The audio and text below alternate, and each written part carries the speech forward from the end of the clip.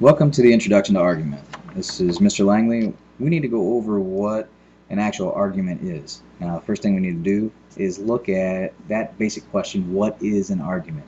Now, we're used to argument being defined as a yelling match or somebody who's going on and on pointlessly about a topic until the other person gets bored and walks away. Now, we need to look at that in a little different light. We need to look at that in the same method that we looked at rationalism period writing, such as the Declaration of Independence, or when we looked at Patrick Henry giving his speech to the Virginia Convention. Both of them used argumentative style. That's what we're looking at. Look at our definition here. It says it's a process of reasoning, that rational process of reasoning, and advancing proof. Proof, support. We've been looking at support all year, working on our reflections, building up support. That's what we are leading to, is argumentative style of writing. Now, when we look at argumentative style of writing, we're talking about a format that obviously is on the ACT test, so it's really important that we get it for that. But more importantly, that's what the business leaders want us to look at. That's how they want us to think, how they want us to approach things. With that idea that we have, back those ideas or opinions up with support, and then have those examples or support explain to show how they validate our opinion or idea. This one's also a nice definition. I got this out of a speech book, debate book. It says it is the art of influencing others, and what sets it off from persuasive speech or persuasive writing is that not just influencing others, but through the medium of reasoned discourse, that support the rational logic that we see in the rationalism time period. That's what we want to use. To believe or act as we wish them to believe or act. Okay, so that's our goal. Now, to do that, we're going to break it down. We know that we're having a statement or statements that are offering support for a claim, which brings us to the parts of an argument, what it's actually made up of. We need to know the terminology, so as we're going through the writing style in class, we all have a common way to identify the parts. First up, we have the claim, then the support, and finally we have what's called the warrant. Now, the claim, as we get into it, we notice that it can also be called the proposition. That's what we are proposing. That's our idea that we are going to try to support, to prove is better or more valid than the opponent's side. It usually answers that question, what am I trying to prove? Okay, we have three types of claims, and we'll go through those individually. We have a claim of fact, value, and finally policy. When we look at the claim of fact, notice that we say this is a condition that has existed, exists, or will exist. It's a fact. Those can all be proven based on supportive that we're going to use. We will use supportive facts, we use supportive data that the audience will accept as true and provable. Okay, so credible facts, credible data. Claims of fact must be supported by data. It's one of the factors. The next one we're looking at is a claim of value. Now notice this is value.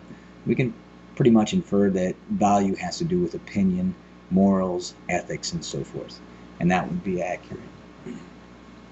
In a claim of value, we're attempting to prove that something is better than something else, or saying that we like this one or we don't like that one. And we do that based on my opinion, based on my ethics, my morals, values, social morals and values, and so forth. When you get a chance tonight for homework, and you don't have to write anything down, just kind of take a look at television advertisements, magazine advertisements, radio advertisements, whatever, reviews, CD reviews, movie reviews, and so forth. Check those out, because those are excellent examples of claims of value. They're trying to show you that this is good, buy it. This is good, go watch this movie. This CD is better than this CD. So take a look at those and see how they're set up. Notice that claims of value, they usually show up when the argument is about what's good or bad, or if something's beautiful, ugly, something's better or worse, whatever. Next up, we run into claims of policy. Policy, that word implies rules, laws, the way we do things. So they could be legal rules, laws, they could be social rules or laws. So we have to look at those. Now notice that when we look at a claim of policy, we say that these rules, laws, policies, whatever they may be, should be instituted as solutions to the problem. Notice should, must, ought to. Those are the kind of words that show up in a claim of policy. This is what we need to do, we should do, we ought to do. Okay? The other thing we're going to look at is notice that those claims of policy also kind of have a blending of fact and value. After we have our claim figured out, the next thing we look at is support. And remember, we've been working up to support.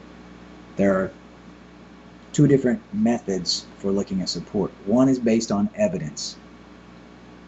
Supportive evidence looks at facts, statistics, and testimony. Now, make sure that testimony comes from experts. My favorite example to use is I own a Honda Ridgeline. I love the Honda Ridgeline. I'll highly recommend it to anybody. But I am not an expert on the Honda Ridgeline. If I want to prove to somebody they should get a Honda Ridgeline, I'm going to go to the experts. I'm going to find an expert from the automotive industry, Consumer Reports magazine, or somebody who is an expert who reviews it. That's who I'll use.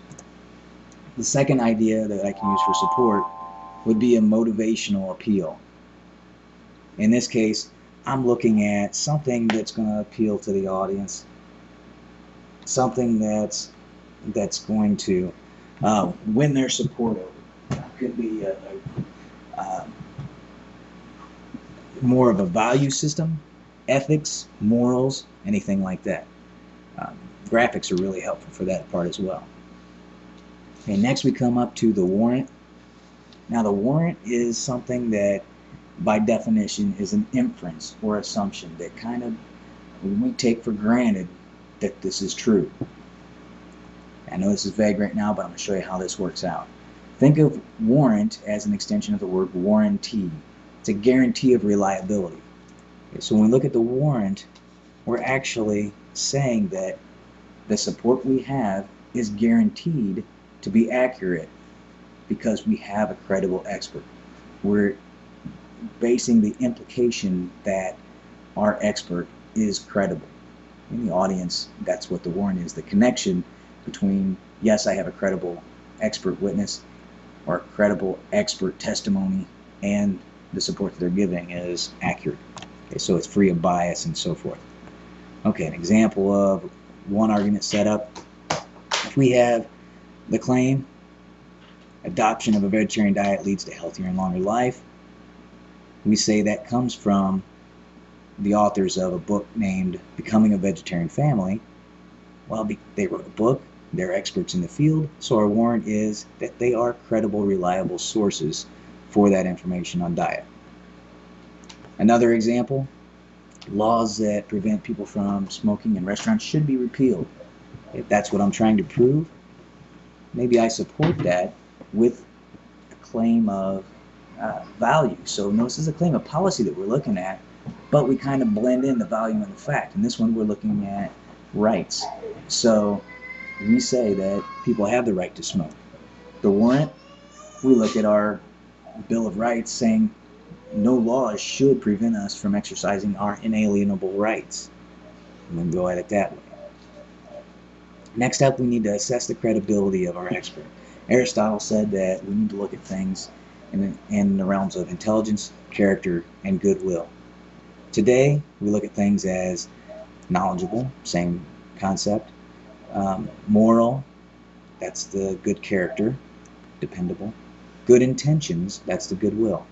If our experts have those things, then the testimony is going to be fine. Now, how do we acquire credibility?